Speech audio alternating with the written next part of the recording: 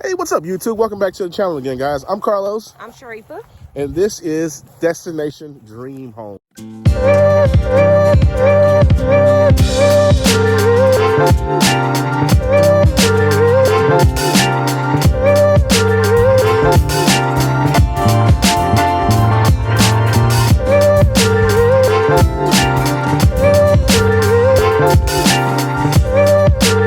Hey, what's up, YouTube? Welcome back to the channel again, guys. This is our gift to you, all of you out there in the YouTube world that aspire to build your own home, your own custom home, or if you are interested in building a home or buying a piece of land to build a homestead on, this is the channel that's made just for you guys. We'll be talking about all kinds of stuff related to the process of building your home, from securing the property, looking for the property, securing the property, designing the home, working through construction details, finding your builder, considering all the different things that you have to be concerned with when building a home. Then, of course, some of those most important things as well, things to avoid, and just kind of letting you guys see the process from start to finish of how we do or how we're going about the process.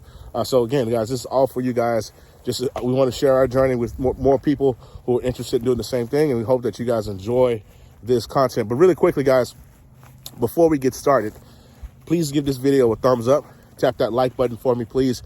And also, guys, if you enjoyed this content, please consider subscribing to the channel. And if you do subscribe, be sure to tap the notification bell next to the subscribe button, okay?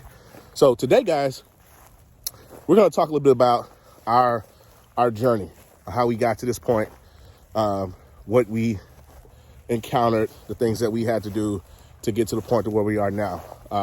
So Sharif and I are going to kind of go through this.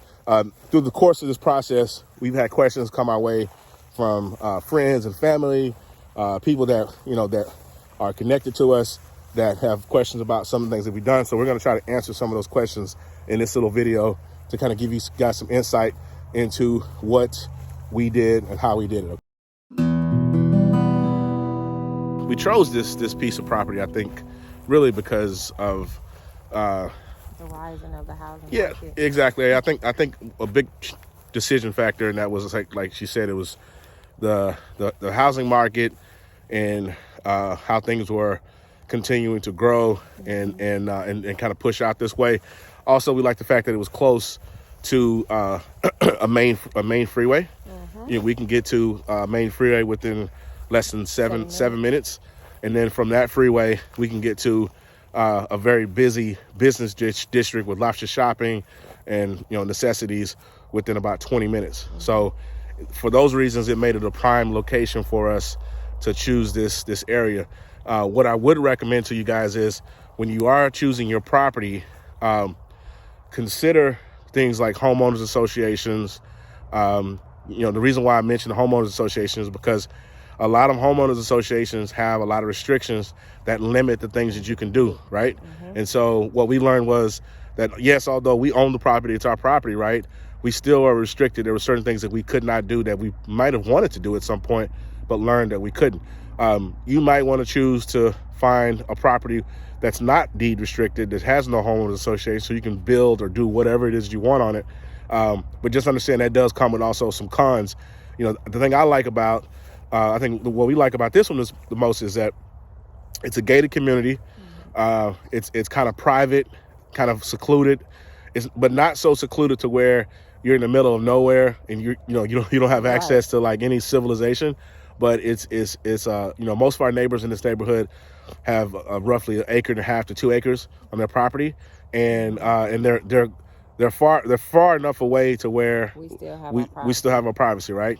So that is one of the things that we love about this place. The tax rate is another one you want to consider. When we're on our search for looking at houses, looking at properties, we realized that there were certain properties in certain areas where the tax rate was really high. And where we are now, the tax rate is 2%. I would say anything over 2.5% is considered kind of high. When you start getting 3.5%, 4%, that's really, really high. So keep that in mind as well. Also, you want to consider your land in terms of like how it's situated in the floodplain, right? You want to make sure that you're not in a floodplain. We were fortunate with this house, with this lot. We're not in a floodplain, so we don't have to have flood insurance. It's not mandatory anyways. We may get it anyways, just in case, because you just never know in Houston. But we did the research and the homework, and we determined we're not in a floodplain, so that's super important. Also, depending on what kind of house you're going to build, like the orientation of the house that you want, the style, you want to consider that as well, because you don't want to necessarily come into an area and build something that's like so different that you kind of take away from the neighborhood. It's an eyesore. You want to you want to come into a neighborhood and build something that's somewhat similar to what your tastes are. So you kind of want to look at the other houses in the neighborhood and see if, like, okay, is this my taste? Is this a little too traditional for me? A little too modern? Whatever the case may be, right? You want to consider that as well. But the good thing in this area, pretty much everybody have their own taste. So you have an array of different styles of homes. So that was key as well. Yep, absolutely. Okay, so our journey began, I want to say, 2 years ago, maybe 3. We 2018. So we've built.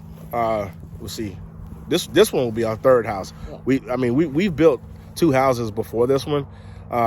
One of the houses we built, unfortunately, we never got a chance to live in because, unfortunately, it caught on fire at about 90% completion. It caught on fire, and so we never got a chance to actually live in it. But we did build it. We designed it. We built it, and it was with a builder who wasn't a custom builder, but they were like a semi-custom. And then from there, we went on to and I think that was First Texas. First Texas Custom. Yeah, that was First Texas Homes. Then from there, we went on to build a house with Partners in Building. Charlie. We went on to build a house with Partners in Building, which is a true custom home builder. Exactly, they're a true custom home builder. Built a really nice home with them, and I think about maybe 3-4 years into that, living in that home, we ran into some financial difficulties that was due to the housing market bust. I was in the mortgage business in real estate, doing very well at the time, and when the mortgage industry and the real estate industry as a whole tanked, I found myself with a lot less income than I had before. So we chose to do the responsible thing, which was to sell the house and move into something that was a little bit more affordable, right? So that first house we built was about a 3,400, 3,500 square foot house, Mediterranean style. It was in a very, very nice community. On the golf course. It was a really nice. It was the name of the neighborhood was, what was that? Copper Lakes. Was it Copper Lakes?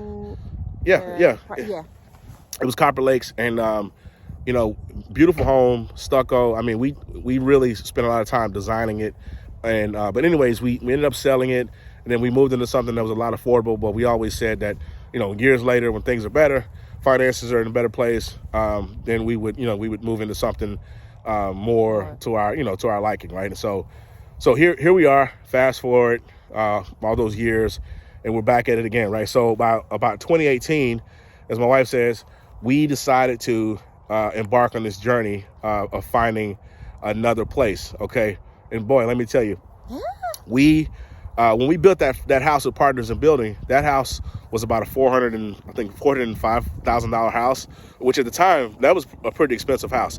Before we built that house, which was the First Texas home, that house was about $300,000. It was like $275 or so, roughly $300,000. Nice home as well, but the Partners in Building home was definitely a step up from that, as far as how it looked and how it was built. So from there, so like I said, we decided we wanted to build something that was nice. So we started doing research, looking at different builders, Coventry, Trendmaker, Partners in Building again. If it was a custom builder, we were on their website. Yeah, Toll Brothers. We looked at David Weekley, yes. Newmark, Perry. Yeah, we looked at a bunch of Darling. We looked at a bunch of different builders, and we wanted to live somewhere not far from where we live now, which is in the Katy area. We wanted to live somewhere like in the Cypress area. So we were looking in a couple subdivisions. One was the Bridgeland, one was Town Lake. Really like those areas. But I tell you what, the housing market at the time was just ridiculous. I mean, crazy. And what we were finding was that most of the homes with the square footage we wanted and some of the additives, or not additives, but the amenities or extras that we wanted, right? The upgrades is what I meant to say. Some of the upgrades that we wanted, I mean, the house was going to just be ridiculous. It's going to be astronomical. I'm talking $800, $900 million houses, right? Basically what they're asking for at that point. So after kind of, going through that process with a couple of builders and doing the exploratory part and investigation and just researching and gathering information, we decided, like, hey, look, why don't we look at maybe just building our own place, right? So we did a little bit more research, looked into possibly doing that, and then we came across a company called Built Green. And this company called Built Green, they advertise essentially a program where they can help you build and design your own home and save you, hundreds of thousands of dollars, right? So we fell in love with that idea, and we went to a couple of their seminars. They had like some home building seminars, and we fell in love with that idea, and we said, hey, why not? We can do it. If other people have done it, we can do it as well. So those classes, by the way, are very, very much so helpful. They actually break the process down into episodes, so different series, yeah. It's the different phases of the construction process of a home, and it's very, very informative. And they also introduce you to vendors that they use that that do those types of jobs, right? The contractors, right? So anyways, so we linked up with Built Green, went through their classes, and then we started looking for properties, right?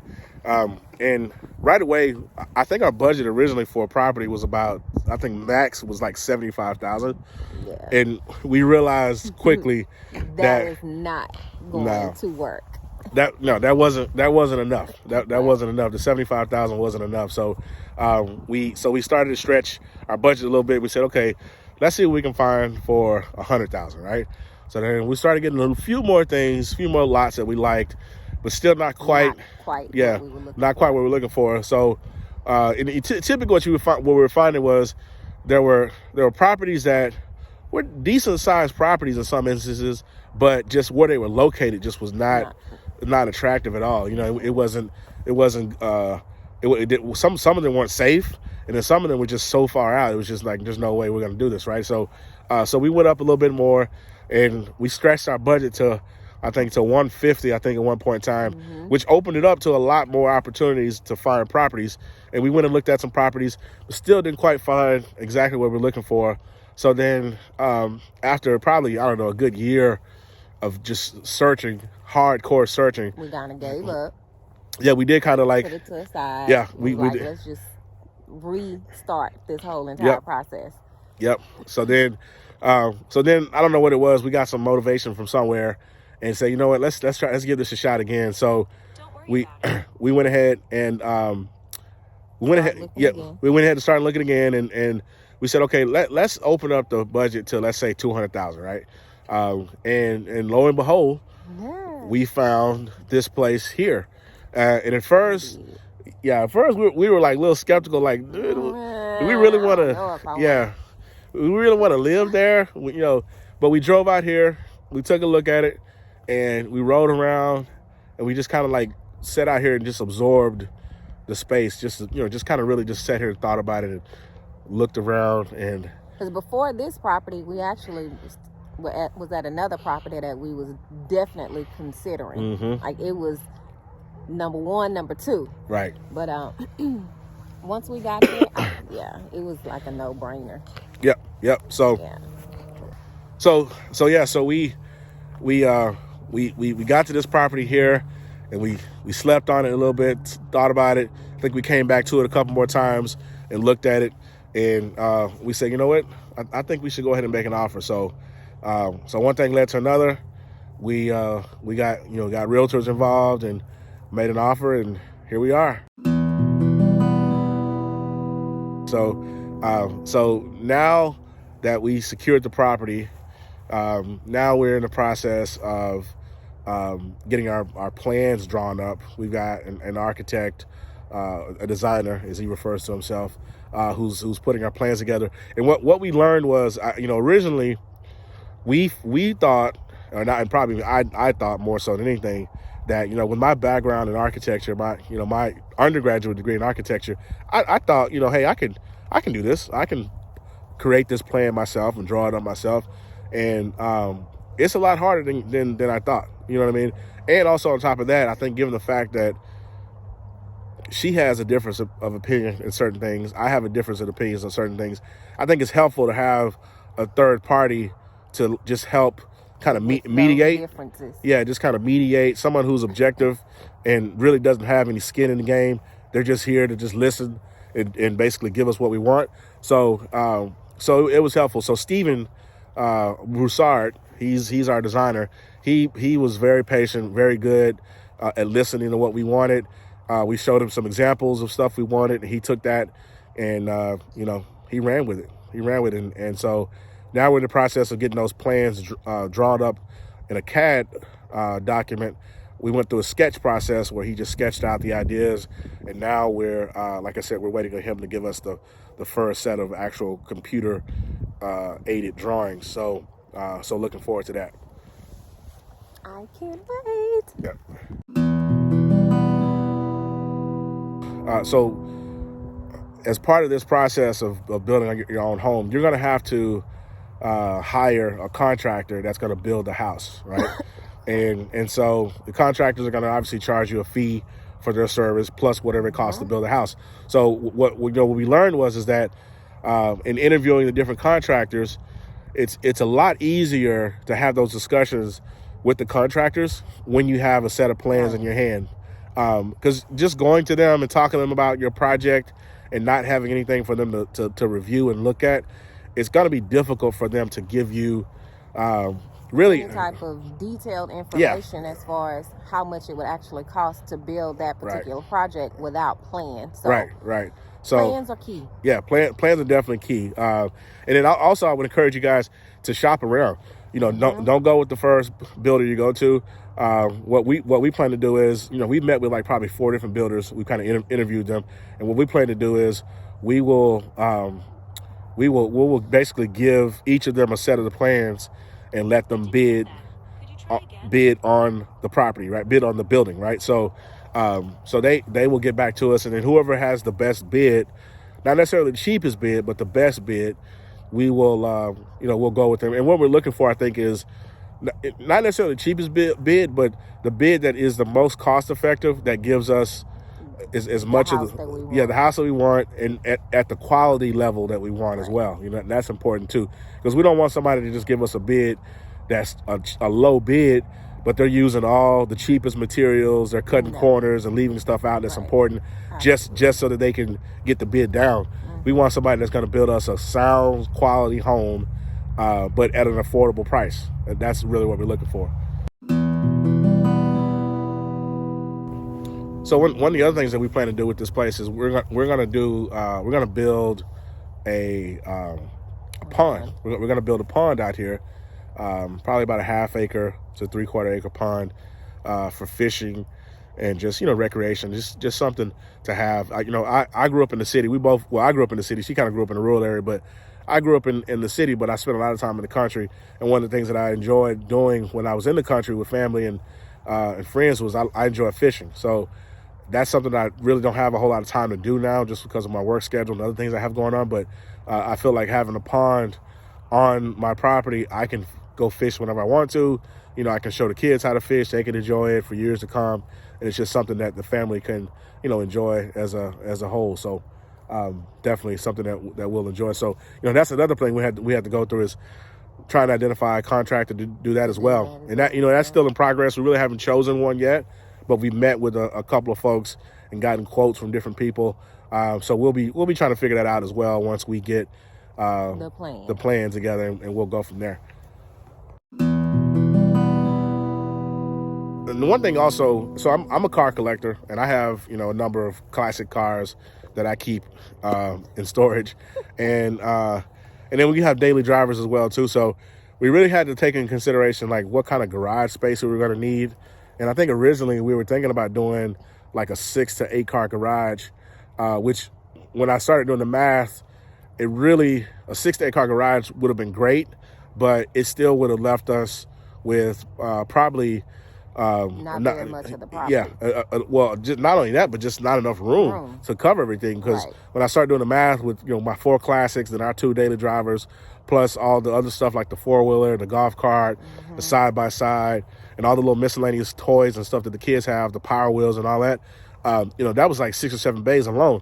So what we decided to do was, instead of doing like a massive 6 or 8 car garage, we decided to do just a standard 4 car.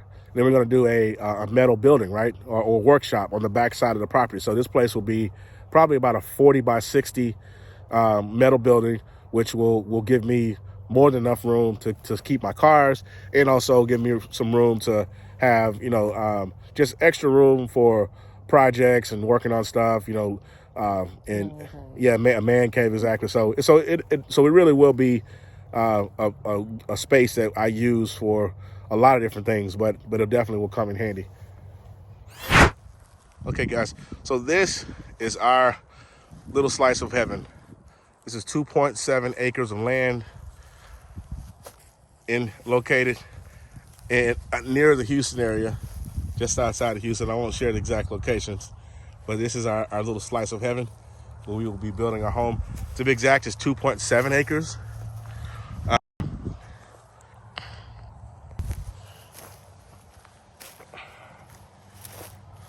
So I'm walking back here, guys, to back of the property. So this property is, as I said, this property is 2.7 acres, and it's kind of a narrow and linear property where it's like 250 feet wide, and then it's probably about 550 feet deep.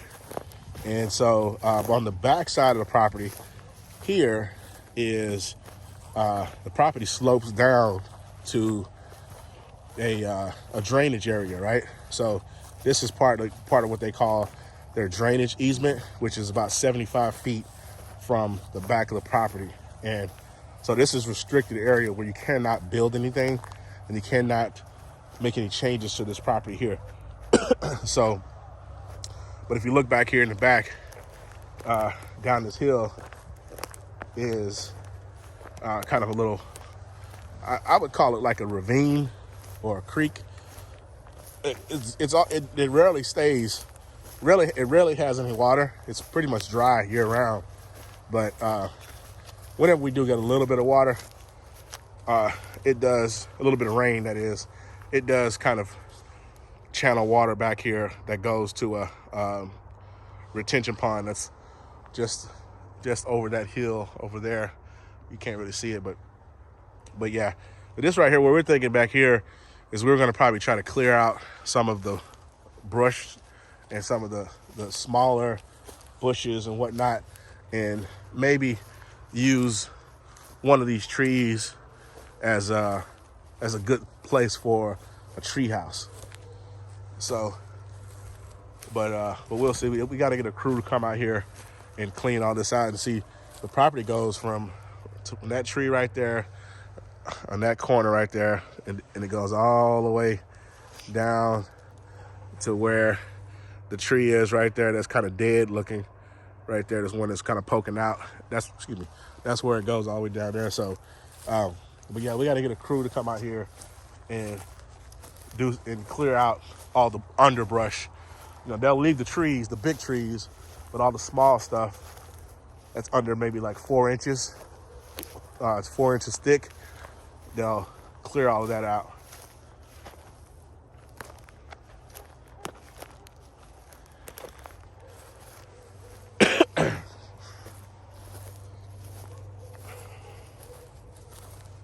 Yeah, but it's pretty quiet and peaceful back here.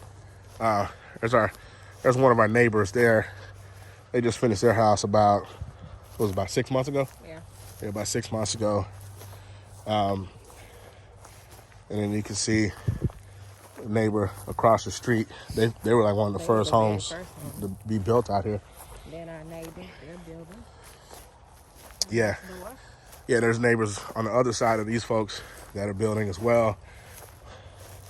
Oh yeah, and yeah, these folks here, they just started theirs probably about a month ago, maybe. Yeah. Yeah.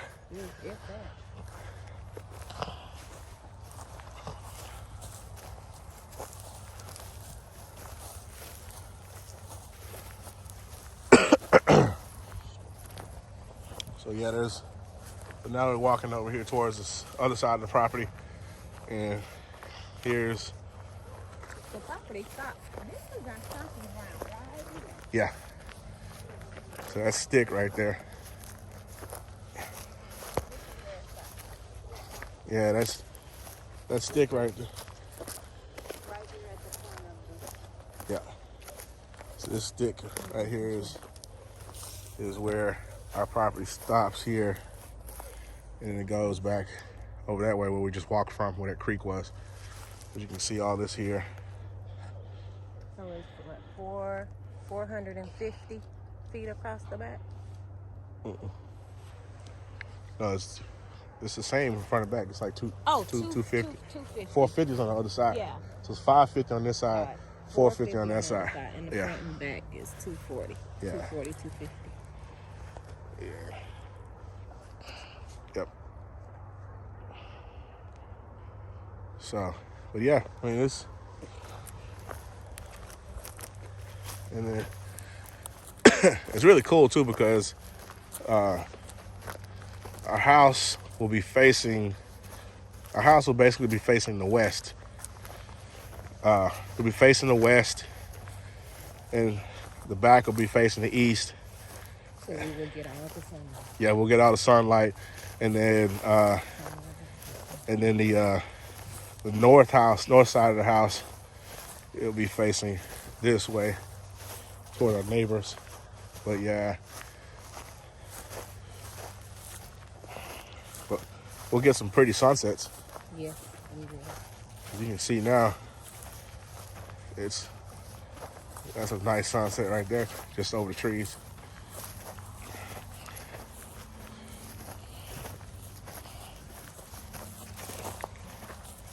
As you can tell, guys, it's pretty quiet out here. You don't really hear much out here, which is another thing we love about this place. So peaceful, so serene. Mm-hmm. Yep. Sure is.